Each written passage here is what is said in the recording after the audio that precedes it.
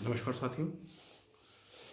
भारत देश के 13वें प्रधानमंत्री, आरबीआई के 15वें गवर्नर और भारत के 5वें मुख्य आर्थिक सलाहकार श्री मनमोहन सिंह जी अब हमारे बीच में नहीं है।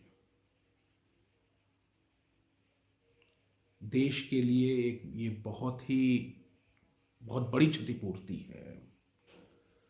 भारत देश श्री मनमोहन सिंह जी का हमेशा ऋणी रहेगा।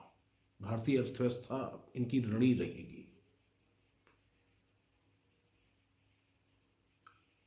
इन्होंने प्रधानमंत्री नरसिम्हा राव के साथ मिलकर के जो आर्थिक सुधार लागू किए, उसका आज भारत फायदा उठा रहा है। इन्हीं के दूरदर्शिता के कारण भारत में लिबरलाइजेशन, प्राइवेटाइजेशन, ग्लोबलाइजेशन आया, एलपीजी।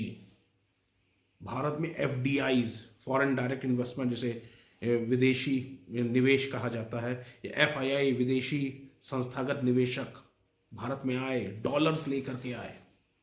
भारत जिसके पास विदेशी मुद्रा नहीं थी, उसके पास अचानक बड़ा सा धन आया।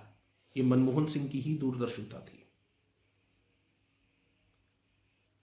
आज भारतीय अर्थव्यवस्था में हम दो रिफॉर्म्स पढ़ते हैं। एक हम पढ़ते हैं जब प्लानिंग शुरू हुई थी, योजनाएं शुरू हुई थी, पंचवर्षीय योजनाएं शुरू हुई थी, जिसमें हम कहते हैं कि नेहरू मेहलनोबिस मॉडल, जिसमें आर्थिक गेट क्लोज कर दिए गए थे। वहीं दूसरी हम पढ़ते हैं राव मनमोहन मॉडल, जिसमें भारत के आर्थिक गेट खुल गए थे। तो ये आर्थिक गेट खोलने का जो काम किया था वो मनमोहन सिंह ने किया था। तो 1991 में जो सुधार हुए थे, उससे जो अर्थव्यवस्था ने जो गति पकड़ी थी, तो आज कहीं ना कहीं इनका हाथ है, मनमोहन सिंह जी का हाथ रहा था कि भारत आज विश्व की 5वीं बड़ी अर्थव्यवस्था है। और साथ में जब इनका प्रधानमंत्री का कार्यकाल रहा, ये जवाहरलाल नेहरू, इंदिरा गांधी, नरेंद्र मोदी जी के बाद चौथे प्रधानमंत्री रहे थे जिन्होंने 2 कार्यकाल देखे। इनके पहले कार्यकाल बहुत बढ़िया रहा।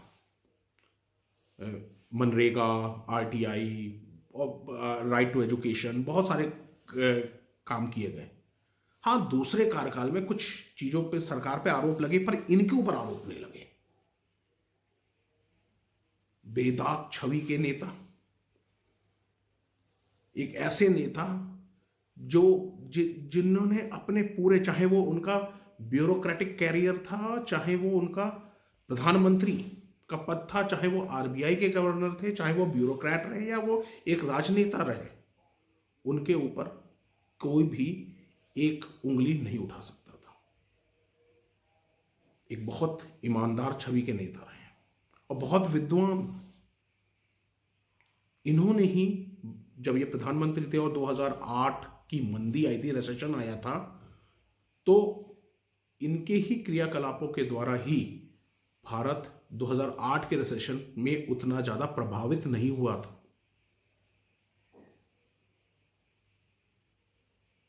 मनमोहन सिंह जी का जो कंट्रीब्यूशन है, जो एक भारत के अर्थव्यवस्था में, भारत के विकास में, वो न केवल सराहनीय है बल्कि एक एक एक तरीके से एक एग्जाम्पल सेटर है।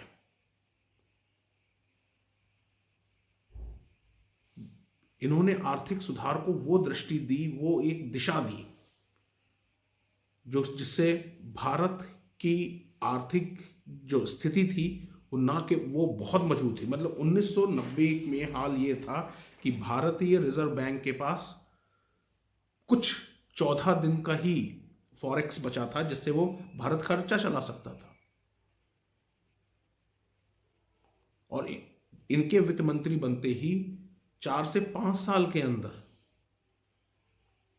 स्थिति 180 डिग्री बदली और भारत एक तरीके से अपना, ना केवल जो हमने कर्जा ले रखा था वो वापस किया, बल्कि भारत की जो प्रगति की गति थी वो बढ़ने लग गई। तो ये होता है दूरदर्शिता का असर। भारत के लिए ये एक बहुत ही मतलब एक ऐसा खालीपन है उनके जाने से जो कि भरना बहुत मुश्किल है। सादगी पसंद नेता रहे, बहुत ज़्यादा अपने आप को हाईलाइट नहीं करते थे, चुपचाप पीछे काम करते रहते थे। इनके कुछ जो वक्तव्य हैं वो बहुत उल्लेखनीय हैं। जैसे उन्होंने एक बार कहा था कि हिस्ट्री विल जज मी काइंडली, इतिहास मेरे को एक बहुत नेक तरीके से जज करेगा। तो इसी के साथ मतलब हम सब मनमोहन सिंह जी को एक भावभीनी श्रद्धांजलि देते हैं और ईश्वर से प्रार्थना करते हैं कि उनकी आत्मा को शांति दे, और जो उन्होंने भारत के आर्थिक मोर्चे पे भारत को रास्ता दिखलाया है, पथ दिखलाया है, उस पर भारत दिन दुनी रात चौगुनी तरक्की करते रहे। नमस्कार।